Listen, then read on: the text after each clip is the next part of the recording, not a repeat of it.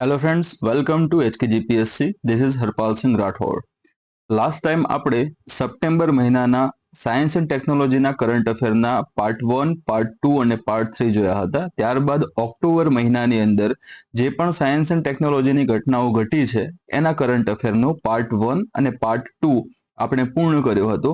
અને આજે ઓક્ટોબર મહિનાનો જે ત્રીજો પાર્ટ છે એ આપણે આજે લઈને આવી ગયા છીએ. બરાબર, તો આજે આપણું ઓક્ટોબર મહિનાનું પણ કરંટ અફેર અહીંયા પૂરું થશે. ચલો સ્ટાર્ટ કરીએ. ફર્સ્ટ ક્વેશ્ચન છે, ભારતીય સેનાની સ્વાવલંબન શક્તિ કવાયત ક્યાં કરવામાં આવી રહી છે? બરોબર, આવી રહી છે. ક્વેશ્ચન એ વખતનો જૂનો ત્યાં બનાવેલો હતો એટલા માટે તમને આ જોવા મળી રહ્યું છે. બરોબર, બાકી તો એવો પ્રશ્ન બનશે કે ભારતીય સેનાની સ્વાવલંબન શક્તિ કવાયત ક્યાં કરવામાં આવી હતી? બરોબર, અહીંયા તમે ક્વેશ્ચનને એ પ્રમાણે ધ્યાનમાં લેજો. ક્યાં કરવામાં આવી હતી? ચાર ઓપ્શન તમને આપેલા છે. ઓપ્શન એ છે ઝાંસી, ઓપ્શન બી છે જેસલમેર, ઓપ્શન સી છે લેહ અને ઓપ્શન ડી છે પુણે.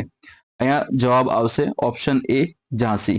ઓકે, તો ઝાંસી ખાતે ભારતીય સેના એટલે અહીંયા તમે એને આર્મી પણ કહી શકો છો. બરોબર, આર્મીની સ્વાવલંબન શક્તિ કવાયત કરવામાં આવી હતી. બરોબર, અહીંયા તમે જોઈ રહ્યા છો એક ત્યાં ફોટોગ્રાફ રાખવામાં આવેલો છે, એની અંદર તમે આ રોબોટ્સ જોઈ રહ્યા છો.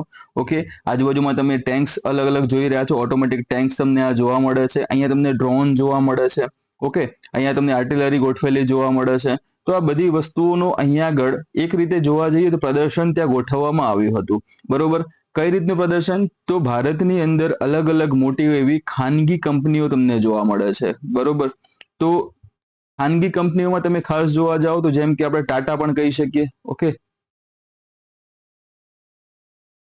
ટાટા કંપની પણ તમને અહીંયા જોવા મળે છે. ભારત ફોર્જ તમને જોવા મળે છે. એમ અલગ અલગ ઘણા બધી ખાનગી કંપનીઓ, અલગ અલગ ઘણા બધા તમને સ્ટાર્ટઅપ્સ જોવા મળે છે. બરોબર, તો આ સ્ટાર્ટઅપ્સ દ્વારા અલગ અલગ નવી નવી ઇનોવેટિવ વસ્તુઓ બનાવવામાં આવે છે. કોના માટે ઉપયોગી હોય એવી? તો કે ભારતીય સેના આર્મીને ઉપયોગી થાય એવી અલગ અલગ વસ્તુઓ, અલગ અલગ યંત્રો, અલગ અલગ પ્લેટફોર્મ્સ બનાવવામાં આવે છે. અને એ પ્લેટફોર્મ બનાવ્યા બાદ એનું પ્રદર્શન યોજીને એમાંથી જે શ્રેષ્ઠ અથવા તો સારામાં સારી વસ્તુ છે એને ભારતીય સેના માટે પસંદ કરવામાં આવતી હોય છે. બરોબર, તો અહીંયા કઈ રીતનું હતું? જે આપણે અલગ અલગ સ્ટાર્ટઅપ્સ અને અલગ અલગ જે ખાનગી કંપનીની વાત કરી, તો એ ખાનગી કંપનીઓ અથવા તો સ્ટાર્ટઅપ્સ દ્વારા બનાવવામાં આવેલી જે વસ્તુઓ છે એ બધાનું અહીંયા આગળ પ્રદર્શન કરવામાં આવે છે. ઓકે, આ બધાનું અલગ અલગ રીતે અહીંયા પ્રદર્શન કરવામાં આવે છે. અને બસ આ પ્રદર્શન જે કરવાનું છે એ જ વસ્તુ જે સ્વાવલંબન શક્તિ તરીકે ઓળખવામાં આવે છે. સ્વાવલંબન એટલે શું? તમે અહીંયા શબ્દ જોવા જાઓ તો બે તમને શબ્દ જોવા મળે છે. એક આવે છે પરાવલંબી અને બીજો શબ્દ આવે છે સ્વાવલંબી. ઓકે, તો બીજા ઉપર આધાર રાખીને જીવતું હોય અથવા તો બીજાના ઉપર આધાર રાખીને રહેલું કોઈ હોય તેને પરાવલંબી તરીકે ઓળખવામાં આવે છે. અને પોતાના ઉપર જે આધાર રાખતું હોય, પોતાના પગ ઉપર ઊભા થઈને ચાલવાની ક્ષમતા ધરાવતો હોય એને સ્વાવલંબી તરીકે ઓળખવામાં આવે છે. તો આ જે તમને કવાયત જે થતી જોવા મળે છે એમાં સ્પષ્ટ આપણને જોવા મળે છે કે ભારત જે છે એ હવે વિશ્વના અલગ અલગ દેશોમાંથી જે અલગ અલગ શસ્ત્રો અને અસ્ત્રોની આયાત કરતું હતું એ હવે પોતાના પગ ઉપર ઊભું થવાની વાત કરે છે. અને અલગ અલગ ભારતની ખાનગી કંપનીઓ, અલગ અલગ સ્ટાર્ટઅપ્સ એને મદદ કરતા આપણને જોવા મળે છે. ઓકે, તો આ એનું મુખ્ય મર્મ રહેતો આપણને જોવા મળે છે. થોડું એમાં ડીપમાં જોઈએ તો ભારતીય સેનાનું સુદર્શન ચક્ર કોર્પ્સ હાલમાં ઝાંસી નજીક બબીના ફિલ્ડ ફાયરિંગ રેન્જમાં સ્વાવલંબન શક્તિ કવાયત કરી રહ્યું છે. એટલે તે જગ્યાએ થઈ હતી. બરોબર, એ જગ્યાએ થઈ હતી આ વિશાળ કવાયત, જેમાં 1800 જેટલા સૈનિકો, 210 સશસ્ત્ર વાહનો અને એરક્રાફ્ટ સામેલ છે. તેનો ઉદ્દેશ અદ્યતન તકનીકોને એકીકૃત કરીને આર્મીની લડાયક ક્ષમતાઓને વધારવાનો છે. ઓકે, જે તમને વાત કરી કે અલગ અલગ જે ખાનગી કંપનીઓ છે અથવા તો સ્ટાર્ટઅપ્સ છે એ નવી નવી વસ્તુ બનાવશે. એમાંથી કઈ સારી એવી વસ્તુઓ છે એને સિલેક્ટ કરવામાં આવશે અને સિલેક્ટ કર્યા બાદ એનો જે આર્મીમાં એને એપ્લાય કરવામાં આવશે. એટલે ટૂંકમાં કહી શકીએ કે આર્મીની લડાયક ક્ષમતાઓને એ વધારતું આપણને જોવા મળે છે. ઓકે, ત્યારબાદ જે હમણાં આગળ વાત કરી એ વસ્તુ તમને અહીં આગળ જોવા મળે છે કે લશ્કરી શક્તિને આધુનિક બનાવવાની દિશામાં એક મહત્વપૂર્ણ પગલું આપણને જોવા મળે છે. બરાબર, નેક્સ્ટ ક્વેશ્ચન જોઈએ. ઓક્ટોબરમાં ભારતે કયા દેશ સાથે નૌકા કવાયત નસીમ અલ બહર હાથ ધરી હતી? અહીંયા આગળ બે ક્વેશ્ચન તમને બનતા જોવા મળશે. પહેલો તો કયો કે કયા દેશ સાથે એક આ, અને બીજો પ્રશ્ન અહીંયાથી પણ બને કે ભારત અને બીજા દેશનું નામ આપી દેવામાં આવે અને સીધો પ્રશ્ન પૂછવામાં આવે કે ભારત અને આ XYZ દેશ વચ્ચે ખાલી જગ્યા નામની નૌકા કવાયત થતી જોવા મળે છે. બરોબર, તો એ જગ્યાએ જવાબ આવશે નસીમ અલ બહર નામની નૌકા કવાયત, ત્યાં એનો જવાબ બને. ચલો અહીંયા જે પ્રશ્ન છે એની વાત કરીએ તો ઓક્ટોબરમાં ભારતે કયા દેશ સાથે નૌકા કવાયત નસીમ અલ બહર હાથ ધરી હતી? ચાર ઓપ્શન તમને આપેલા છે: યુએઈ, ઓમાન, સાઉદી અરેબિયા અને કતાર. બરાબર, અહીંયા જવાબ આવશે આપણો ઓમાન. ઓકે, તો સીધી વસ્તુ છે, બે દેશો તમને અહીંયા મળી ગયા, ઇન્ડિયા અને બીજું આવે છે ઓમાન. આ બંને દેશો ભેગા થઈને જે નેવલ એક્સરસાઇઝ કરે છે, બરોબર, જે નેવલ એક્સરસાઇઝ કરે છે, જે નૌકા કવાયત કરે છે, એને નસીમ અલ બહર તરીકે ઓળખવામાં આવે છે. એના વિશે થોડું વધુ જાણીએ આપણે. તો ભારતે ઓમાન સાથે દ્વિપક્ષીય નૌકા કવાયત નસીમ અલ બહર હાથ ધરી હતી, જેનો ઉદ્દેશ દરિયાઈ સહયોગ વધારવા અને ઓપરેશનલ ઇન્ટરઓપરેબિલિટી સુધારવાનો હતો. આ તમને ઓલરેડી મેં પહેલા પણ કીધું હતું, હજુ પણ કહી રહ્યો છું કે અલગ અલગ આવી કોઈ પણ જે એક્સરસાઇઝ થતી હોય તો એમાં તમને મુખ્ય વસ્તુ આ જ જોવા મળશે. જો દરિયામાં થઈ રહી છે તો સીધું ત્યાં વસ્તુ મૂકેલી હશે દરિયાઈ સહયોગ વધારવા માટે, અને આ પણ વસ્તુનો ત્યાં ઉલ્લેખ કરેલો હશે. બરોબર, આપણે મેઇન વસ્તુ કયું જોવાનું છે કે એક તો ક્યારે થઈ, બરાબર, બીજું વસ્તુ એ કે કયા કયા દેશ વચ્ચે થઈ, ત્રીજી વસ્તુ એ કે એ નામ શું હતું એક્સરસાઇઝની, અને ચોથી વસ્તુ શું, કઈ જગ્યાએ થઈ. બરોબર, આ ચાર વસ્તુ તમારે ખાસ ત્યાં ધ્યાનમાં રાખવાની રહેશે. કદાચ તમને એ યાદ નહીં હોય કે ઓક્ટોબરમાં થઈ હતી, નવેમ્બરમાં થઈ હતી, બરોબર, તો એની ચિંતા કરવાની ત્યાં જરૂર નથી. એ રિલેટેડ એટલા બધા પ્રશ્ન નહીં આવે કે તમને મહિનો નહીં પૂછી લે. બરોબર, તો આ જે ચાર ક્વેશ્ચન માર્ક કરે એ પ્રકારે તમારો પ્રશ્ન બનતો જોવા મળે છે. અને ઘણી વખત આ ચારમાંથી હટીને આ લોકોને પ્રશ્ન પૂછવો હોય તો કેવો પ્રશ્ન પૂછે છે કે આ જે તે એક્સરસાઇઝ થઈ એની અંદર ભારતીય નેવી અથવા તો ઓમાન જે છે, ઓમાનની નેવીના કયા કયા ઇન્સ્ટ્રુમેન્ટ અથવા તો કયા કયા ત્યાં વેસલ્સ અથવા તો કયા કયા એરક્રાફ્ટ કેરિયર, બરોબર, અથવા તો જે પણ આનું કોઈ પણ એવું ઉપકરણ અથવા તો કોઈ પણ એવા યંત્ર કે વેસલ કે વ્હીકલ ત્યાં કામે લાગ્યા હોય એના વિશે માહિતી આપણને પૂછતા જોવા મળે છે. બરોબર, તો એનો જવાબ પણ તમને અહીંયા મળી જશે કે ભારત તરફથી કોણે ભાગ લીધો હતો? તો ભારતીય નૌકાદળના INS ત્રિકંદ અને ડોર્નિયર મેરીટાઈમ પેટ્રોલ એરક્રાફ્ટે ઓમાનના જહાજ અલ સિબની રોયલ નેવી સાથે ભાગ લીધો હતો. બરોબર, એટલું બધું ત્યાં આગળ ડીપમાં લગભગ નહીં પૂછે. બરોબર, કદાચ પૂછાય તો તમે આને ધ્યાનમાં રાખજો કે ભારતના કોણ કોણ હતા અને ઓમાન તરફથી કોણે ભાગ લીધો હતો. બરોબર, શરૂઆતમાં તમે જોશો તો 13 થી 18 ઓક્ટોબર દરમિયાન ગોવાના દરિયા કિનારે યોજાયેલી. ઓકે, અહીંયા બીજી વસ્તુ ક્લિયર થશે. પહેલી કઈ, કયા દેશ વચ્ચે અને કઈ શું નામ હતું એનું. અહીંયા બીજી વસ્તુ એ ક્લિયર થશે કે કઈ જગ્યાએ, તો કે ગોવાના દરિયા કિનારે યોજાયેલ હતી આ કવાયત. એની અંદર તમે જોવા જાઓ તો આ જે કવાયત જે યોજાય છે ટોટલ 2 પાર્ટમાં યોજાતી આપણને જોવા મળે છે. પહેલા તબક્કામાં શું હોય તો એ દરિયા કિનારે અથવા તો એ જે ભૂમિગત જે હિસ્સો છે, બરોબર, એ જગ્યાએ અલગ અલગ એમના સ્ટેશન્સ આવેલા છે, ગ્રાઉન્ડ સ્ટેશન આવેલા ત્યાં તમને જોવા મળે છે. અલગ અલગ ત્યાં ઓફિસીસ ત્યાં આવેલી એમની જોવા મળે છે. તો એ જગ્યાએ એક હોલમાં આ બધા ત્યાં જે પણ જવાનો ભેગા થઈ રહ્યા છે એ લોકોને ત્યાં ભેગા કરવામાં આવશે અને એના વિશેની અલગ અલગ માહિતી આપવામાં આવશે, અલગ અલગ ટેકનોલોજી વિશે માહિતી આપવામાં આવશે. બરોબર, બીજા તબક્કામાં શું થશે? બીજા તબક્કામાં તમે જોશો તો આ જે પણ ફોજ આવી છે, જે પણ પોતાના વેસલ્સ, જે પોતાના ત્યાં અલગ અલગ ઉપકરણ સાથે આવે છે, એને લઈને એ ત્યાં આગળ એટલે કે દરિયામાં ઉતરતી આપણને જોવા મળે છે. નેવલ એક્સરસાઇઝ છે તો એ દરિયામાં ઉતરતી આપણને જોવા મળશે અને ત્યાં આગળ પોતાનું કવચ બતાવતી તમને જોવા મળશે. કઈ કઈ રીતે? તો એક તો છે કે કવાયતમાં બંદૂકથી ફાયરિંગ છે, બીજો છે વિમાન વિરોધી કવાયત, અને ત્રીજો છે દાવપેચ જેવી. દાવપેચમાં શું હોય કે ભાઈ છટકવાની વાત છે, બરોબર, કોઈ સામેથી અટેક કરવા આવી રહ્યું છે અને પછી તમે સામે ત્યાં ઉભા રહો, તમે ત્યાંથી છટકી ન જાઓ તો તમારા માટે નુકસાનકારક બનશે. એટલે અહીંયા દાવપેચની વાત કરવામાં આવી છે. કોઈ અહીંયાથી અટેક કરવા માટે વેસલ આવી રહી છે તો તમારે ત્યાં ઉભા ના રહેવા, ફટાક લઈને ટર્ન લઈને પોતાની દિશા બદલીને ચેન્જ કરીને અલગ જગ્યાએ ત્યાં છટકી જવાય. બરોબર, તો આ દાવપેચની ત્યાં વાત થઈ રહી છે. તો એ બધી પ્રવૃત્તિઓ આ સેકન્ડ તબક્કામાં થતી આપણને જોવા મળે છે, જે હિન્દ મહાસાગર ક્ષેત્રમાં બંને રાષ્ટ્રો વચ્ચે વ્યૂહાત્મક સંબંધોને વધુ મજબૂત બનાવતી આપણને જોવા મળી હતી. ઓકે, ત્રીજો ક્વેશ્ચન છે આપણો, અસંગઠિત કામદારો માટે ઈ શ્રમ વન સ્ટોપ સોલ્યુશન કયા શહેરમાં શરૂ કરવામાં આવ્યું હતું? ચાર ઓપ્શન છે, નવી દિલ્હી, મુંબઈ, ગ્રેટર નોઈડા અને કોલકાતા. ઓકે, જવાબ આવશે એનો એ, નવી દિલ્હી. બરાબર, નવી દિલ્હી ખાતે આ ઈ શ્રમ વન સ્ટોપ સોલ્યુશન શરૂ કરવામાં આવ્યું હતું.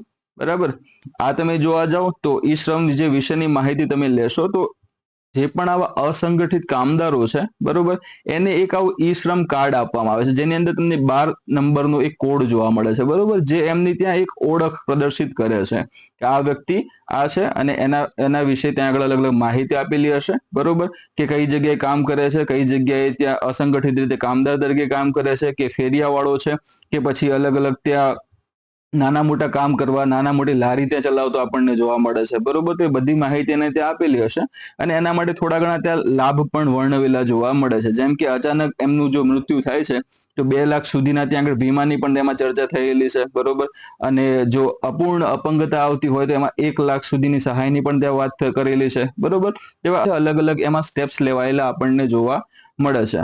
ઓકે, અહીંયા શું વાત કરી છે કે ઈ શ્રમ વન સ્ટોપ સોલ્યુશન. તો વન સ્ટોપ સોલ્યુશનમાં એ રીતનું છે કે આ જેટલા પણ અસંગઠિત કામદારો છે, બરોબર, એ અસંગઠિત કામદારોને અલગ અલગ યોજનાઓ જે છે, જે ભારત સરકાર દ્વારા અથવા તો એમના જે તે રાજ્ય સરકાર દ્વારા જે યોજનાઓ ચલાવવામાં આવી રહી છે એના વિશે એમની અપૂરતી માહિતી છે અથવા તો માહિતી છે નહીં, બરોબર, તો અહીંયા શું કરવામાં આવશે, એક એવું પ્લેટફોર્મ બનાવવાનું, બરોબર, કે જેની અંદર અલગ અલગ ઘણી યોજનાઓ, આની અંદર સ્પેશિયલી વાત કરું, અલગ અલગ 12 જેટલી યોજનાઓને અહીં આગળ એકીકૃત કરવામાં આવી છે. એટલે સિમ્પલી શું, આ વ્યક્તિએ ત્યાં આગળ પ્લેટફોર્મ પર જવાનું ત્યાં આગળ, બરોબર, અને ત્યાં જશે એટલે ડાયરેક્ટલી એને 12 જેટલી અલગ અલગ યોજનાઓ છે અને સીધી માહિતી ત્યાં એને મળી જશે. પછી એને જે પણ યોજના અથવા તો જે પણ ઉપક્રમ છે એનો લાભ લેવાનો હોય તો ડાયરેક્ટલી એ લાભ લઈ શકશે. એના માટે એને અલગ અલગ પોર્ટલ, અલગ અલગ વેબસાઇટ ફેંદવાની જરૂર ત્યાં આગળ રહેતી નથી. એટલા માટે આ બધી જ જે યોજનાઓ છે, જે અલગ અલગ સરકારના બધા ઉપક્રમો છે, એ એક જ જગ્યાએ આવી જાય તો એને ખૂબ જ વધારે સરળતા રહે.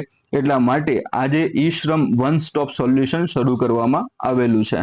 એના વિશે ડિટેલમાં તમે જોશો તો હમણાં જેની વાત કરી એ પ્રમાણે કે ભારત સરકારે અસંગઠિત કામદારો માટે સામાજિક સુરક્ષા યોજનાઓની પહોંચ વધારવા માટે નવી દિલ્હીમાં ઈ શ્રમ વન સ્ટોપ સોલ્યુશન શરૂ કર્યું હતું, બરોબર, જેની હમણાં થોડી વાર પહેલા તમને વાત કરી એ જ વસ્તુ તમને અહીંયા જોવા મળશે કે સરકારી મંત્રાલયોના ડેટાને સુવ્યવસ્થિત કરવાનું, one nation one ration card અને મહાત્મા ગાંધી રાષ્ટ્રીય ગ્રામીણ રોજગાર ગેરંટી અધિનિયમ એટલે કે એમજી નરેગા જે સ્કીમ ચાલે છે, બરોબર, તો આવી ઘણી બધી કલ્યાણ યોજનાઓ છે અને એકીકૃત કરવામાં આવશે, એક જગ્યાએ લાવવામાં આવશે, જેની હમણાં આપણે વાત કરી હતી. ટૂંકમાં આ યોજનાઓથી આ જે સ્ટેપ લેવાયું છે એનાથી અસંગઠિત કામદારોને ખૂબ જ ફાયદો થતો આપણને જોવા મળે છે અને જેને કારણે આવશ્યક સેવાઓ અને લાભ મેળવવાનું સરળ બનતું આપણને જોવા મળશે. ઓકે, નેક્સ્ટ ક્વેશ્ચન છે, ચંદ્ર પર સંચાર અને નેવિગેશન સ્થાપિત કરવા માટે કઈ અવકાશ સંસ્થા મૂનલાઇટ પ્રોગ્રામ શરૂ કરી રહી છે, બરોબર, અહીંયા સ્પેશિયલી વાત કરવામાં આવી છે ચંદ્રની અને એમાં પણ પૃથ્વી ઉપર એની શરૂઆત થઈ રહી છે. તો શરૂઆત કોના દ્વારા થઈ રહી છે, કઈ અવકાશ સંસ્થા દ્વારા થઈ રહી છે? જેમ કે ભારતની વાત કરવામાં આવે, ભારતની અવકાશ સંસ્થાનું નામ શું છે તો આપણને ઈસરો જોવા મળે છે, બરોબર. 4 ઓપ્શન તમને આપેલા છે, યુરોપિયન સ્પેસ એજન્સી, બીજો છે national aeronautics and space administration, ત્રીજો છે ભારતીય અવકાશ સંશોધન સંસ્થા, ચોથો છે ચાઇના નેશનલ સ્પેસ એડમિનિસ્ટ્રેશન. અહીંયા જવાબ આવે છે એ, યુરોપિયન સ્પેસ એજન્સી. ઓકે, એના વિશે માહિતી આપણે મેળવીએ તો આ રીતના આખો પ્રોગ્રામની જો વાત કરીએ આપણે તો સિમ્પલી કેવું છે દોસ્ત કે આપણે આ પૃથ્વી છે, બરોબર, તો પૃથ્વી ઉપરથી આપણે અલગ અલગ મિશનો આ ચંદ્ર ઉપર કરેલા છે અને હાલમાં આપણે પણ ટ્રાય કરી રહ્યા છે અને જેની અંદર આપણને તાજેતરમાં સફળતા મળી એવી તો દક્ષિણ ધ્રુવ ઉપર લેન્ડિંગ, બરોબર, તો દક્ષિણ ધ્રુવ ઉપર એવું ત્યાં કહેવાય છે કે ત્યાં આગળ જે માટી છે એની અંદર બરફ સ્વરૂપે પાણી રહેલું આપણને જોવા મળે છે અથવા તો ક્રિસ્ટલ સ્વરૂપે ત્યાં પાણી સચવાયેલું હશે અથવા તો ત્યાં આગળ મહાસાગર હશે અને સુકાઈ ગયું હશે. તો ઘણી બધી એવી ત્યાં આગળ વાતો કરવામાં આવે છે જે હજુ એક રિસર્ચનો જ વિષય છે, એક સંશોધનનો વિષય છે, બરોબર. તો આ અલગ અલગ જે સંશોધન થાય છે તો સંશોધનની જે માહિતી અહીંયા એક ચંદ્ર ઉપરથી જે પૃથ્વી ઉપર જે મોકલવાની છે, પૃથ્વી ઉપરથી કોઈ ડેટા ત્યાં મોકલવાનો હોય તો આની અંદર ખૂબ જ વધારે મોટી એવી અગવડ ઊભી થતી હતી. ત્યાં આગળ ઘણા બધા અવરોધો ઊભા થતા આપણને જોવા મળતા હતા. એટલે ESA દ્વારા અહીંયા તમે જોઈ શકો છો ESA દ્વારા આ યુરોપની અવકાશ સંસ્થા છે, બરોબર. ઈએસએ ની વાત કરવા જઈએ તો એમાં તમે સ્પષ્ટ જોશો કે યુરોપ ખંડમાં આવેલા બધા દેશોની ત્યાં આગળ વાત કરી દેવામાં આવશે ને એની સાથે જોડાયેલી અમુક સ્ટાર્ટઅપ, અમુક જે ખાનગી કંપનીઓ એ પણ આને સપોર્ટ કરતી જોવા મળશે. એટલે આ આખો પ્રોગ્રામ એના સાથે રિલેટેડ આપણને જોવા મળે છે, બરોબર. તો ફર્સ્ટ આમાં કેવું છે કે એ ટોટલ છે ને આ અંતર્ગત 5 ઉપગ્રહો ત્યાં મૂકવાના છે, એના ઉપર તરતા 5 ઉપગ્રહો ત્યાં મૂકવાના છે. એમાંથી એક ઉપગ્રહ છે એ કોમ્યુનિકેશનનું કામ કરતું આપણને જોવા મળશે, સંચાર માટે કામ કરતો જોવા મળશે, બરોબર. જે પણ ડેટા આદાન પ્રદાન કરવાનું છે તો એના માટે જવાબદાર, એના માટે મદદરૂપ એવો આ એક સેટેલાઇટ થશે. જ્યારે બાકીના 4 સેટેલાઇટ જે છે એ નેવિગેશનમાં મદદરૂપ થતા આપણને જોવા મળે છે, બરોબર. તો ટોટલ કેટલા મૂકવાના છે? તો કે 5 મૂકવાના છે, એની વાત અહીં આગળ કરેલી છે. ઓકે, તો આમાં તમે જોવા જાવ એક જે છે એમાં એકમાં જે ફર્સ્ટ એનું નામ છે લુનાર પથફાઇન્ડર, બરોબર. આ એનું નામ છે. 2026 સુધીમાં એને લોન્ચ કરી દેવાની યોજના બનાવી રહ્યા છે. અને ટોટલ તમે આ કાર્યક્રમ જે આખો છે કે 5 સેટેલાઇટ છે એ 2028 સુધીમાં ત્યાં આગળ એમને ગોઠવી દેવાના છે. અને સંપૂર્ણ જે મિશન જે છે, સંપૂર્ણ પ્રોગ્રામ છે એ 2030 સુધીમાં કાર્યરત થઈ જાય એ પ્રકારની યોજના ESA દ્વારા બનાવવામાં આવેલી છે.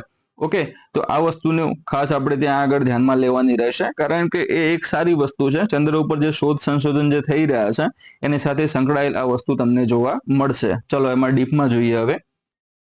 European space agency ESA moonlight પ્રોગ્રામની પહેલ કરી રહી છે, જે ચંદ્ર પર સંદેશાવ્યવહાર અને નેવિગેશન માટે સમર્પિત ઉપગ્રહ નક્ષત્ર બનાવવાની એક ગ્રાઉન્ડ બ્રેકિંગ પહેલ છે. આ મહત્વાકાંક્ષી પ્રોજેક્ટમાં 5 ઉપગ્રહો, જેની હમણાં તમને વાત કરી, તો 5 ઉપગ્રહો ત્યાં મૂકવામાં આવશે. એમાંથી એક જે છે એ સંચાર માટે અને બાકીના 4 છે એ નેવિગેશન માટે ઉપયોગમાં લેવાતા આપણને જોવા મળશે. અહીંયા ચંદ્રની ગુજરાતી થઈ ગયું છે એનું, અહીંયા આવશે લુનાર પાથફાઇન્ડર નામનું પ્રથમ ઉપગ્રહ 2026માં લોન્ચ થવાનું છે. અને એની તમને વાત કરી 2028 સુધીમાં બાકીના જે ઉપગ્રહો છે પણ ત્યાં મૂકી દેવામાં આવશે, બરોબર. તો એનાથી ફાયદો શું થશે? તો ચંદ્ર અને પૃથ્વી વચ્ચે સિમલેસ કનેક્ટિવિટી સક્ષમ કરશે અને ભવિષ્યના ચંદ્ર મિશન અને સંશોધનમાં સુવિધા પૂરી પાડતા આપણને જોવા મળે છે, જેની હમણાં આપણે વાત કરી હતી. ઓકે, હવે નેક્સ્ટ ક્વેશ્ચન છે, ટ્રાફિકના ઉલ્લંઘન પર નજર રાખવા માટે ભારતના કયા રાજ્યે સિટીઝન સેન્ટિનલ એપ લોન્ચ કરી છે? 4 ઓપ્શન છે: તમિલનાડુ, કેરળ, કર્ણાટક અને આંધ્રપ્રદેશ. અહીંયા જવાબ આવશે બી, કેરળ, બરાબર. કેરળ ખાતે આ સિટીઝન સેન્ટિનલ એપ લોન્ચ થતી આપણને જોવા મળે છે. આમાં થશે શું, કઈ રીતે કામ કરે છે એની વાત કરીએ તો પોલીસે બહુ કામ કરી લીધું અત્યાર સુધીમાં. ઓકે, ટ્રાફિક વાળાએ પણ બહુ કામ કરી લીધું, બરાબર. અમુક પોલીસે બહુ ભ્રષ્ટાચાર પણ કરી દીધો. ઓકે, અમુક ટ્રાફિક વાળાઓએ પણ બહુ ભ્રષ્ટાચાર કરી લીધો. તો આ પણ બરાબર છે. હવે વસ્તુ એવી થઈ કે આની અંદર ક્યાંક ને ક્યાંક ગેપ રહી જતી હતી, બરોબર. કઈ રીતે? કારણ કે બધા અલગ અલગ જે પોઈન્ટ છે એ બધા પોઈન્ટ ઉપર આપણે પોલીસને ત્યાં ઊભી કરી શકવાના છીએ નહીં, બરાબર.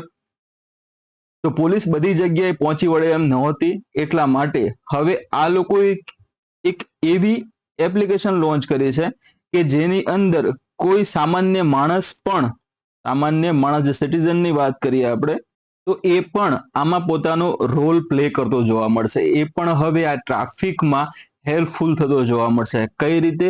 તો આ જે એપ્લિકેશન એમને માધ્યમ તરીકે આપવામાં આવેલી છે એની અંદર કેરળની અંદર રહેતો કોઈ પણ વ્યક્તિ છે એ પોતાના ફોનમાં એપ્લિકેશન ત્યાં આગળ ડાઉનલોડ કરશે. ડાઉનલોડ કર્યા પછી શું થશે કે એ કોઈ પણ જગ્યાએથી જઈ રહ્યો છે તો એ વખતે કોઈ ગેરકાયદેસર રેસિંગ કરતું જોવા મળે, અથવા તો ઓવર સ્પીડમાં જતું જોવા મળે, અથવા તો દારૂ પીધેલી હાલતમાં કોઈ વ્યક્તિ જોવા મળે, બરોબર. તો અલગ અલગ એવા તમામ ગુનાઓ જે ટ્રાફિક ગુનાઓની અંદર આવતા હોય એ બધા ગુનાઓ થતા એને જોવા મળે, તો એ વ્યક્તિ આ ગુનાઓનો જો વિડીયો ઉતારી લે અથવા તો ફોટો પાડી લે, બરોબર. તો એ ફોટો અથવા વિડીયોને એને આ સિટીઝન સેન્ટિનલ એપ જે છે એમાં અપલોડ કરી દેવાનું રહેશે. 8 MB સુધીનો ફોટો અથવા તો વિડીયો હાલમાં પ્રાથમિક તબક્કે અપલોડ થઈ શકશે, બરાબર. અપલોડ થયા બાદ એ જે તે ટ્રાફિક ઓફિશિયલ્સ હશે એ એના ઉપર ત્યાં જોઈશે કે વસ્તુ કઈ રીતની છે.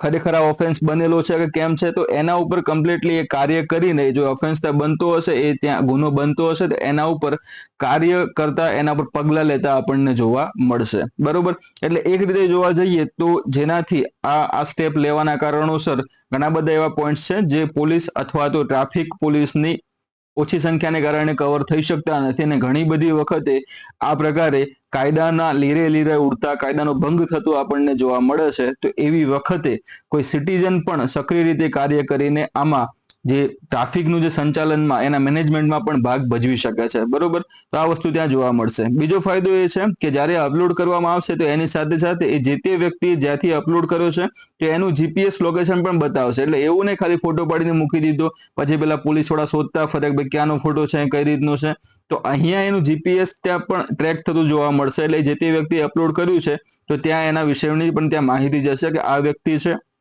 એણે આ અપલોડ કર્યું છે અને આ માહિતી એણે આપેલી છે. બરોબર, જેથી કરીને જીપીએસ નો ઉપયોગ કરીને એ જે તે સ્થાનની ચકાસણી કરીને ત્યાંની માહિતી એકત્ર કરશે અને આ ગુનો થયો છે કે નહીં તેની ત્યાં એ ચકાસણી કરશે અને ત્યારબાદ એના ઉપર એક્શન લેવાતું જોવા મળશે. બીજો ફાયદો એ છે કે જે પણ વ્યક્તિ છે એને આ વિશે ફોટો અપલોડ કર્યો હોય કે વિડીયો ત્યાં આગળ અપલોડ કર્યો હોય, એની માહિતી સંપૂર્ણપણે ગુપ્ત રાખવામાં આવશે. બરાબર, એની માહિતી સંપૂર્ણપણે ગુપ્ત રાખવામાં આવશે, જેથી કરીને એના ઉપર કઈ પણ પ્રકારની મુશ્કેલી આવી ન જાય. ઓકે, એના વિશે થોડું ડીપમાં જોઈએ હવે.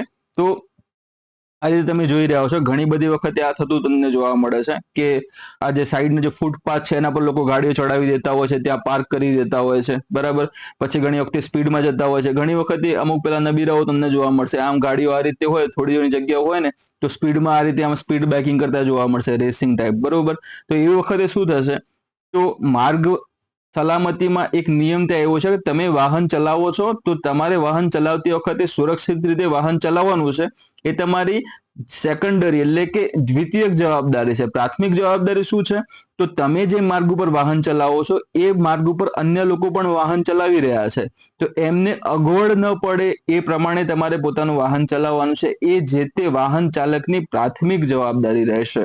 બરાબર, તો આ એ જ વસ્તુ અહીંયા આગળ ધ્યાનમાં એને લેવાની છે. બરોબર, પછી તમે અલગ અલગ એમાં ઘણા બધા 4 થી 5 જેટલા ગુનાઓ છે એના અંતર્ગત બનતા આપણને જોવા મળે છે. તો એ પ્રમાણે સ્ટેપ્સ લઈ શકાય છે. તમે સરકારને અથવા તો જે ટ્રાફિક જે વિભાગ છે ને ત્યાં આ બાબતે માહિતી આપી શકો છો. બરોબર, આ માધ્યમનો ઉપયોગ કરીને માહિતી આપી શકો છો અને તમે ટ્રાફિક પોલીસની આ થર્ડ આઈ પણ તમે બની શકો છો. આના વિશે ઓલરેડી હમણાં આપણે વાત કરી દીધી છે. બરોબર, કોઈને વાંચવું હોય અથવા તો લખવું હોય તો એના માટે આ થોડું હેલ્પફુલ એમાં રહેશે. બરાબર, કોના દ્વારા, હા ચલો અહીંયા આ એક વસ્તુ જોઈ લેજો, કોના દ્વારા વિકાસ કરવામાં આવે છે, તો એનઆઈસી દ્વારા આ એપ્લિકેશનને બનાવવામાં આવી છે. બરોબર, નેશનલ ઇન્ફોર્મેટિક્સ સેન્ટર દ્વારા આ એપ્લિકેશનને બનાવવામાં આવી છે. અને પહેલા આ જે ઇનિશિયેટિવ જે ચાલુ થયું છે એમાં તમે જુઓ તો ફર્સ્ટ છત્તીસગઢમાં, પછી ઓડિશામાં. બરોબર, અને ત્યારબાદ આ પ્રકારની જે ઉકેલ છે એનો અમલ કરનાર ભારતનું ત્રીજું રાજ્ય બન્યું હોય તો એ તમને કેરળ જોવા મળશે. બરોબર, એટલે હાલ સુધીમાં તમે જોવા જાઓ ને તો ભારતના કુલ 3 રાજ્યોમાં જ આ પ્રકારની સિસ્ટમ કામ કરતી આપણને જોવા મળે છે. નેક્સ્ટ ક્વેશ્ચન છે, ભારતની ચોથી પરમાણુ સંચાલિત બેલેસ્ટિક મિસાઇલ સબમરીન એટલે કે એસએસબીએન ની વાત કરવામાં આવે, S4 કયા સ્થળે લોન્ચ કરવામાં આવી હતી?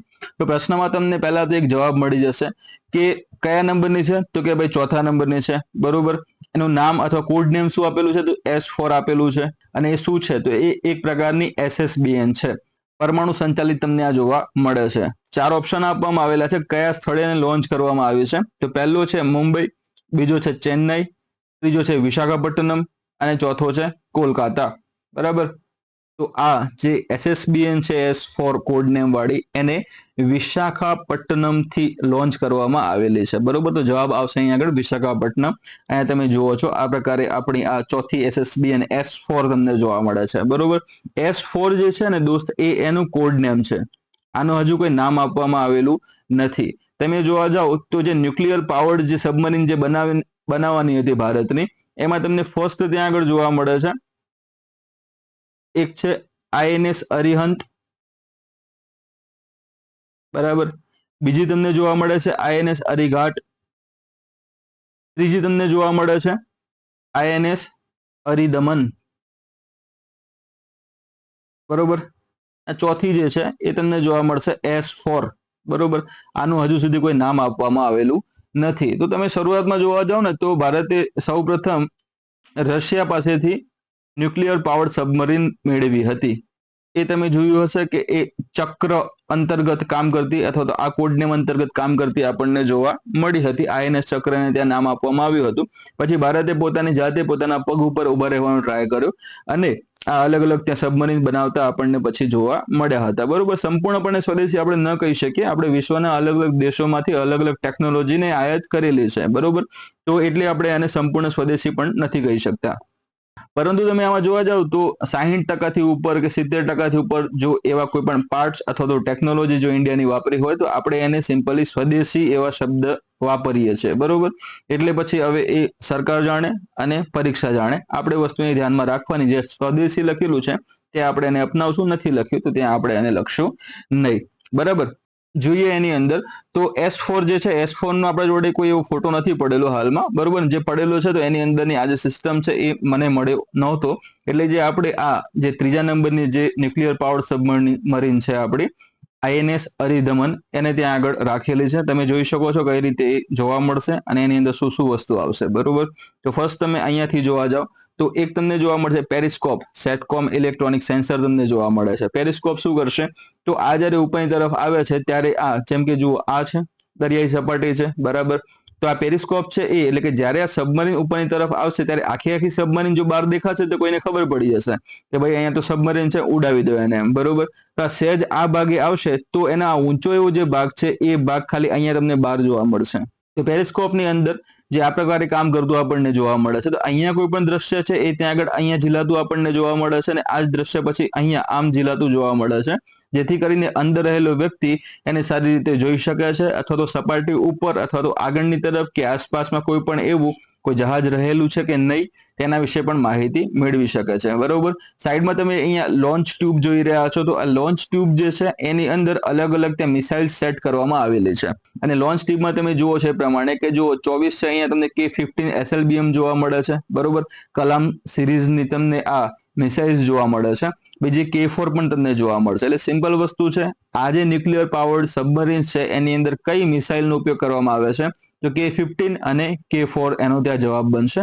વર્ટિકલ લોન્ચ સિસ્ટમ આની અંદર તમને જોવા મળે છે. વર્ટિકલ એટલે કેવું કે આ કોઈ પણ એવું સપાટી છે. બરોબર, અને અહીંયાથી કોઈ પણ એવું લોન્ચ થાય છે જે સીધું આમ લોન્ચ થતું આપણને જોવા મળે તો એને તમે વર્ટિકલ કહી શકો છો. હોરિઝોન્ટલમાં કયું હોય આ રીતે લોન્ચ થાય એને હોરિઝોન્ટલ કહેવાય. બરોબર, તો આ તમને વર્ટિકલ લોન્ચ સિસ્ટમ પણ આની અંદર જોવા મળે છે. આગળની તરફ તમને ટોર્પિડો ટ્યુબ્સ પણ જોવા મળે છે. તો આ બધી સગવડ સારી એવી રીતે આ અરિધમન ધરાવે છે અને S4 છે એ પણ આ પ્રકારની સગવડ ધરાવતું આપણને જોવા મળે છે.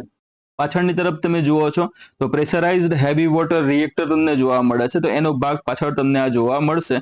એટલે આનો ફાયદો એ થશે કે આની અંદર એક વખત તમારે એ જે ન્યુક્લિયર જે છે, બરોબર, જે પરમાણુ છે એનો એક જથ્થો તમારે ત્યાં ઇન્સ્ટોલ કરી દેવાનો છે. ઇન્સ્ટોલ કર્યા પછી આરામથી એ 10-15 વર્ષ સારા એવા કાઢી નાખશે પાણીમાં. એને વારંવાર જેમ કે ડીઝલ ઇલેક્ટ્રિક સબમરીન હોય અને ડીઝલ પુરાવા માટે એને કિનારા ઉપર આવવું પડતું હોય છે અથવા તો એને સપાટી ઉપર આવવું પડતું હોય છે. આને એના માટે સપાટી ઉપર આવવું પડશે નહીં અને એટલા માટે જ આ જલ્દીથી દુશ્મનની નજરમાં આવી શકશે નહીં.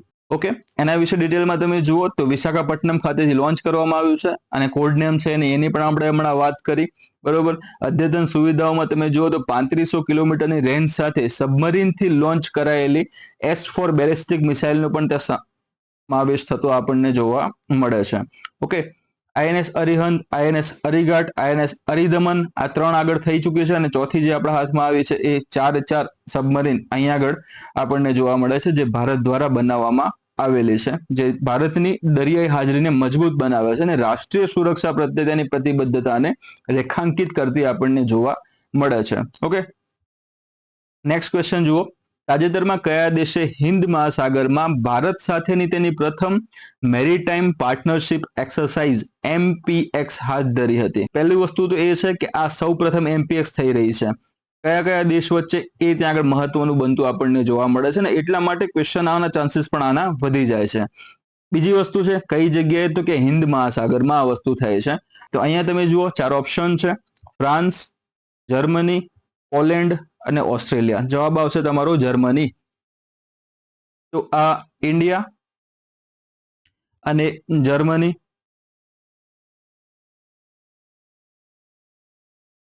બંને દેશ વચ્ચે સૌ પ્રથમ મેરીટાઈમ પાર્ટનરશિપ એક્સરસાઇઝ એટલે કે MPX હાથ ધરાતી આપણને જોવા મળી હતી. એના વિશે ડિટેલમાં જોઈએ તો ભારત અને જર્મની વચ્ચેની પ્રથમ મેરીટાઈમ પાર્ટનરશિપ એક્સરસાઇઝ MPX માં ભારતીય નૌકાદળની INS દિલ્હી અને જર્મનીનું ફ્રિગેટ બેડન વુર્ટેમ્બર્ગ ટેન્કર ફ્રેન્કફર્ટ એમ મેઇન સાથે એમાં સામેલ થયું હતું. બરોબર, જે તમને અગાઉ મેં કીધું હતું એ પ્રમાણે કે અલગ અલગ જે દેશો છે એ અલગ અલગ દેશના અલગ અલગ યંત્રો કાં તો વેસલ કાં તો એરક્રાફ્ટ, બરોબર, એ આની અંદર સામેલ થતા તમને જોવા મળશે. તો કોણ હતું એ તમારે એક વખત માટે ધ્યાનમાં રાખવાની જરૂર આમાં રહેશે. કવાયતમાં તમે જુઓ તો ક્રોસ ડેક ફ્લાઇંગ છે, પછી કરંટ રિપ્લેનિશમેન્ટ છે, બરોબર, વેપન ફાયરિંગ જેવી જટિલ કામગીરીનો સમાવેશ થતો આપણને જોવા મળશે. અને જે દરેક અલગ અલગ એક્સરસાઇઝમાં આપણને જોવા મળે છે એ જે અલગ અલગ દેશ વચ્ચેની નૌકાદળની આંતર સંચાલન ક્ષમતા અને દરિયાઈ સંબંધોને મજબૂત કરવા માટે એક મહત્વપૂર્ણ પગલું આ કહેવાશે. બરોબર, ટૂંકમાં બંને દેશો ત્યાં આગળ એક સાથે આવી રહ્યા છે તો બંને દેશો માટે કંઈક ફાયદાકારક હશે એવું ત્યાં સ્ટેપ લેવાતા હશે. એવા સુરક્ષાના અલગ અલગ ત્યાં માધ્યમો સર કરાતા આપણને જોવા મળશે. નેક્સ્ટ ક્વેશ્ચન છે 31મી સિંગાપોર ભારત મેરીટાઈમ દ્વિપક્ષીય કવાયત, જેને સિમ્બેક્સ તરીકે ઓળખવામાં આવે છે, 2024 ક્યાં યોજાયેલ? એ ક્વેશ્ચન ત્યાં બને છે. કયા કયા દેશ વચ્ચે છે? તો પહેલા તો છે ઓપ્શન, જવાબ છે સિંગાપુર અને ભારત વચ્ચે. મેરીટાઈમ દ્વિપક્ષીય કવાયત, એનું નામ શું છે? તો જવાબમાં આવશે સિમ્બેક્સ 2024 અથવા સિમ્બેક્સ તમે એને સિમ્પલી કહી શકો છો. બરાબર, 4 ઓપ્શન આપેલા છે કે કઈ જગ્યાએ યોજાયેલ, તમારે શોધવાનું છે એના માટે. એક છે ચેન્નઈ, બીજું છે મુંબઈ, ત્રીજું છે વિશાખાપટ્ટનમ અને ચોથું છે કોચી. બરાબર, તો અહીંયા પણ સેમ આપણો જવાબ આવશે વિશાખાપટ્ટનમ. બરાબર, કારણ કે અગાઉ પણ એકવાર ત્યાં વિશાખાપટ્ટનમ જવાબ આવેલો છે એટલે મેં તમને વિશાખાપટ્ટનમ અહીંયા કીધું. તો અહીંયા જે વસ્તુ આપણે જોવાની છે, સિમ્બેક્સની ત્યાં વાત કરી છે, તો સૌપ્રથમ આ એક નેવલ એક્સરસાઇઝ તમને જોવા મળે છે. અને એ આંકડો તમે જોશો આ વખતે કઈ હતી? તો કે 31મા નંબરની હતી સિંગાપુર અને ભારત વચ્ચે. તો આની તમે શરૂઆત જોવા જાઓ તો 1994માં આની શરૂઆત થઈ હતી. ઓકે, તેમાં ડીપમાં આપણે જોઈએ હવે કે ભારત અને સિંગાપુર વચ્ચેની દ્વિપક્ષીય દરિયાઈ કવાયત સિમ્બેક્સની 31મી આવૃત્તિ 23 ઓક્ટોબર 2024ના રોજ વિશાખાપટ્ટનમમાં યોજાયેલ. બરાબર, જેને હમણાં તમને થોડી વાર પહેલા વાત કરી. જવાબ જ આપણો આ હતો. કવાયતનો ઉદ્દેશ્ય શું છે? તો અદ્યતન નૌકા કવાયત છે જેમાં સબમરીન વિરોધી યુદ્ધ, બરોબર, અને વ્યૂહાત્મક કામગીરી દ્વારા બંને દેશો વચ્ચે દરિયાઈ સંબંધોને મજબૂત કરવાનો અને વ્યૂહાત્મક ભાગીદારીને વધારવાનો ત્યાં આગળ આનો ઉદ્દેશ રહેલો આપણને જોવા મળે છે. જે અગાઉ કીધું એ પ્રમાણે અહીંયા પણ તમને જોવા મળે છે 2 તબક્કામાં એક્સરસાઇઝ થશે. પહેલો છે હાર્બર તબક્કો અને બીજો છે સમુદ્ર તબક્કો. બરોબર, હાર્બર તબક્કો આપણને અહીંયા વિશાખાપટ્ટનમમાં યોજાતો જોવા મળે છે અને સમુદ્ર તબક્કો જે છે એ બંગાળની ખાડીમાં યોજાતો તમને જોવા મળશે. હાર્બર તબક્કો એ મેં તમને પહેલા વાત કરી હતી કે આ પ્રમાણની એક્સરસાઇઝ હશે, ટોટલ 2 પાર્ટમાં વહેંચાતી આપણને જોવા મળે છે. પહેલા પાર્ટમાં ત્યાં એના વિશે માહિતી આપવામાં આવશે, એના વિશે સ્લોગન, એના વિશે લેક્ચર, આ બધું આપવામાં આવે છે. એને હાર્બર તબક્કામાં આવશે. બરાબર, ત્યારબાદ એને પ્રેક્ટિકલી જે એપ્લાય કરવાનું હોય એ બધું સમુદ્ર તબક્કાની અંદર આવતું જોવા મળશે. તો આનો ઉદ્દેશમાં તમે સૌથી મોટો એનો જે રોલ છે અથવા તો એનો જે સૌથી મોટો હેલ્પફુલ આપણને કઈ રીતે થઈ રહે છે એની વાત કરીએ તો સિમ્બેક્સ જે છે એ પ્રાદેશિક દરિયાઈ સહયોગને મજબૂત કરવા અને મહત્વપૂર્ણ દરિયાઈ માર્ગો સુરક્ષિત કરવા માટે ભારતની પ્રતિબદ્ધતા દર્શાવે છે.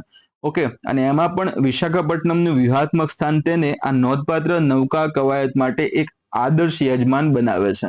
નેક્સ્ટ ક્વેશ્ચન જોવા જાવ તો ભારતીય નૌકાદળ દ્વારા શરૂ કરવામાં આવેલ 7મા એન્ટી સબમરીન વોરફેર શેલો વોટરક્રાફ્ટ ASWSWC નું નામ શું છે?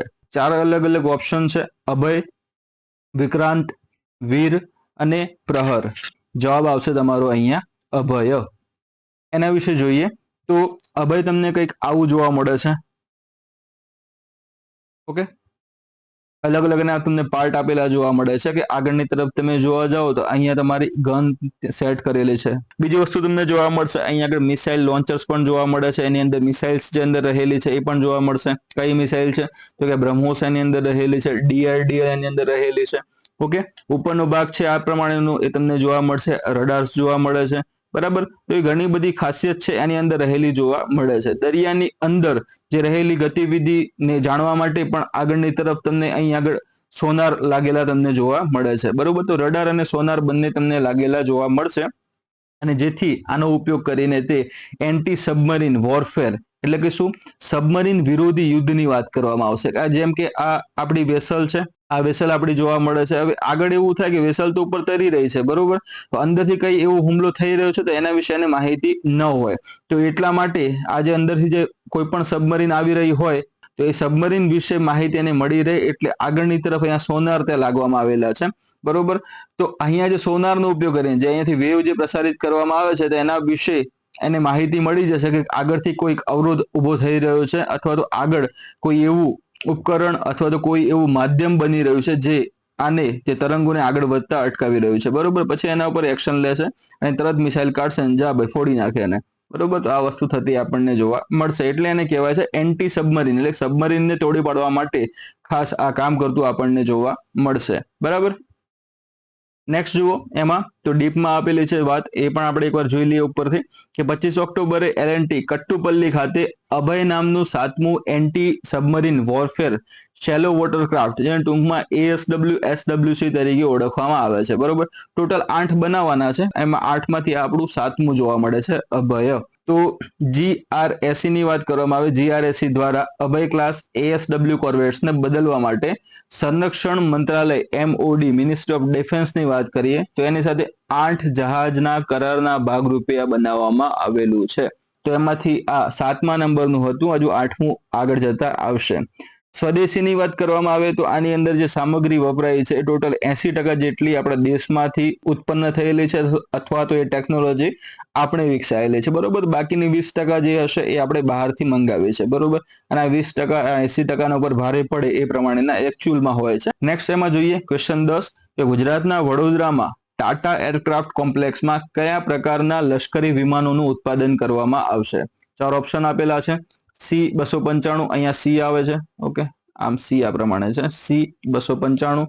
બીજો છે સુખોઈ 30, ત્રીજો છે તેજસ, ચોથો છે MiG-29. અહીંયા જવાબ આવશે આપણો C-295, બરોબર. C-295 આનો જવાબ રહેશે. અને આનું જે ઉત્પાદન જે થવાનું છે ગુજરાતના વડોદરા ખાતે થવાનું છે. તો એના માટે ત્યાં સ્પેનની જે કંપની છે એરબસ, ભારતમાં તમે જોવા જાઓ તો ભારતમાં તમને ટાટા જોવા મળશે આ તરફથી, અને સામે તમને સ્પેન જે છે સ્પેનની કંપની છે એરબસ, આ બંને ભેગા થઈને આનું નિર્માણ કરતા જોવા મળે છે. ટોટલ આપણે 56 આવા એરક્રાફ્ટ માટે કરાર કરેલો છે.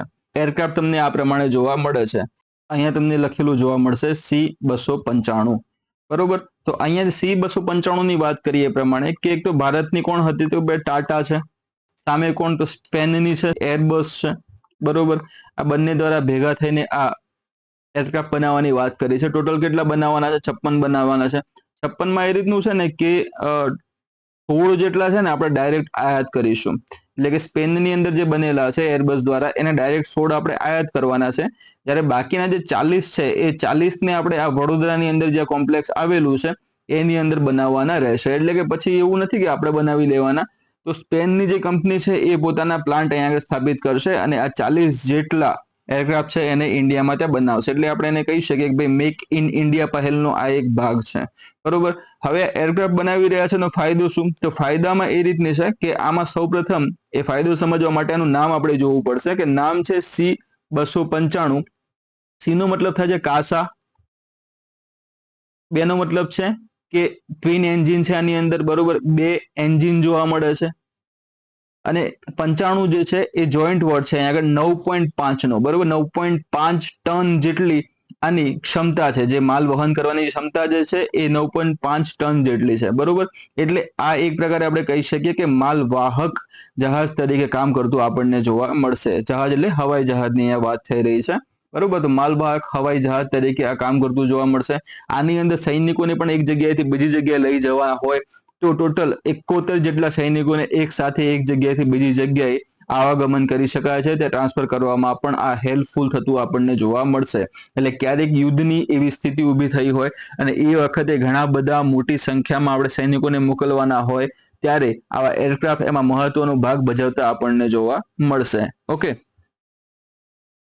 એની અંદર તમે આ માહિતી જોશો તો હમણાં આપણે ઓલરેડી એની બધી વાત કરી ચૂકેલા છે કે ટાટા એરક્રાફ્ટ અને 295 આની વાત પણ આપણે થઈ ચૂકી છે, બરોબર. અને આની ચર્ચા પણ હમણાં આપણે કરી દીધી કે 56 ની ડિલિવરી કરવાની છે, એમાંથી 16 જે છે એ સ્પેન થી સીધા આવશે અને 40 છે એ ભારતમાં બનશે મેક ઇન ઇન્ડિયા પહેલના અંતર્ગત. અને જે આપણું લાસ્ટ ક્વેશ્ચન છે 11મો, કયા ભારતીય શિપયાર્ડે ભારતીય કોસ્ટગાર્ડ માટે 2 સ્વદેશી ઝડપી પેટ્રોલિંગ જહાજો અદમ્ય અને અક્ષર લોન્ચ કર્યા છે? સ્વદેશી, બરોબર. અહીંયા શબ્દ તમને આવતો જોવા મળે છે, તમે સમજી ગયા હશો હવે કે સ્વદેશી એટલે શું, બરોબર. 60 થી 80% નો આંકડો પકડી રાખવાનો. ઓકે, પેટ્રોલિંગ જહાજોની વાત કરવામાં આવે તો અહીંયા તમે પહેલા 4 ઓપ્શન જોઈ લઈએ આપણે કે પહેલો છે મઝાગાંવ ડોક શિપ બિલ્ડર્સ લિમિટેડ, બીજો છે હિન્દુસ્તાન શિપયાર્ડ લિમિટેડ, ત્રીજો છે ગોવા શિપયાર્ડ લિમિટેડ અને ચોથો છે કોચિન શિપયાર્ડ લિમિટેડ.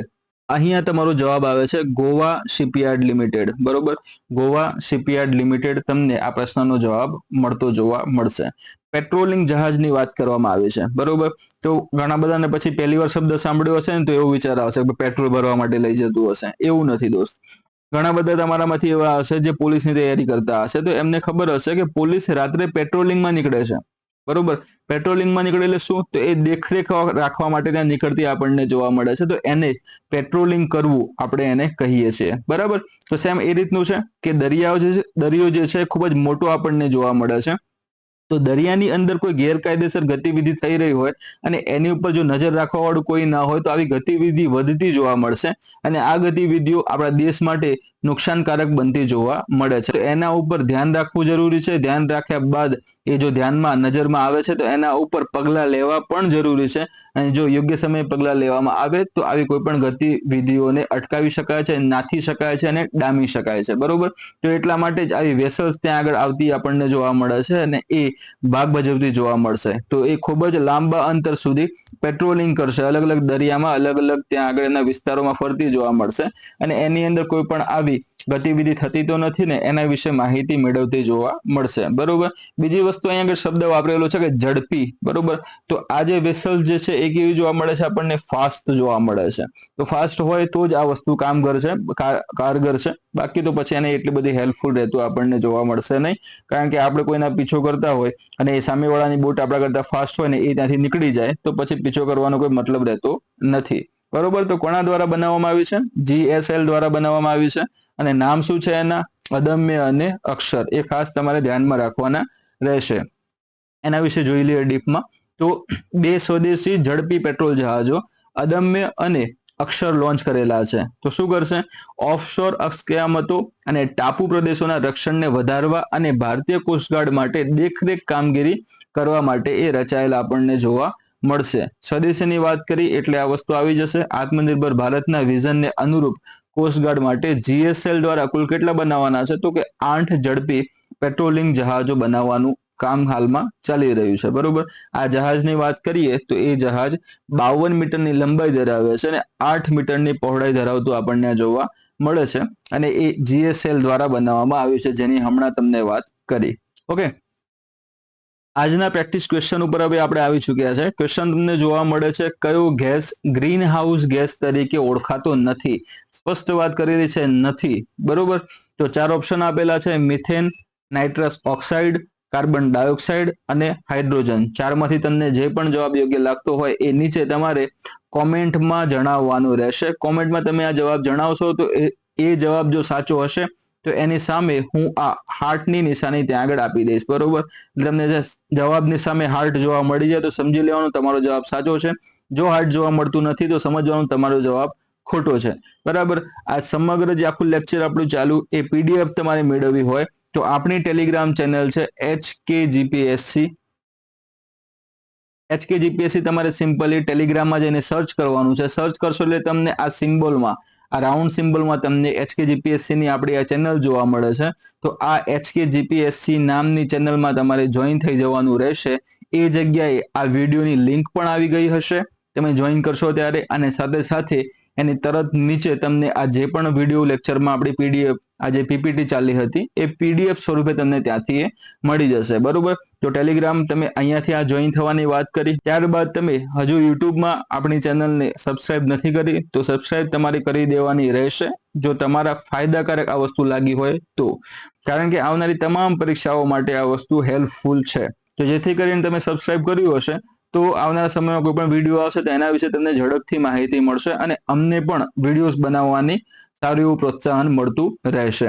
તે સિવાય ટેલિગ્રામ અને યુટ્યુબ સિવાય તમે ઇન્સ્ટાગ્રામમાં પણ અમારી સાથે જોડાઈ શકો છો. ઇન્સ્ટાગ્રામમાં સિમ્પલી HKGPSC તમે સર્ચ કરશો તો આ જ પ્રમાણે સિમ્બોલ વાળી તમને અમારી ઇન્સ્ટાગ્રામ ચેનલ જોવા મળશે. ત્યાં પણ કોઈ પણ જે નવી ઘટનાઓ બને છે તો એના વિશેની માહિતી અમે શેર કરતા હોઈએ છીએ. નવો વિડીયો આવ્યો હોય તો એની પણ લિંક અમે ત્યાં શેર કરીએ છીએ, બરાબર. એ સિવાય બીજી મારી તમને આઈડી જોવા મળશે HK સર હરપાલસિંહ 2807. તમે આ રીતે પણ ડાયરેક્ટલી સર્ચ કરીને ત્યાં જોડાઈ શકો છો. તો ત્યાં પણ હું અલગ અલગ જે પણ નવા વિડીયો આવ્યા હોય અથવા તો HKGPSC થ્રુ મારા જે પુસ્તકો લખાયેલા છે એના વિશે પણ હું ત્યાં આગળ એની એડવર્ટાઇઝ અથવા તો એ વસ્તુ શેર ત્યાં કરું છું, બરોબર. તો ત્યાંથી પણ તમે અપડેટ મેળવી શકો છો. ઓકે, મળીએ હવે નેક્સ્ટ ટાઈમ. ત્યાં સુધી જે પણ પરીક્ષા આવતી હો એના માટે તમે તૈયારી કરતા રહેજો. એ બધા માટે તમને ઓલ ધ બેસ્ટ. જય હિન્દ, જય ભારત.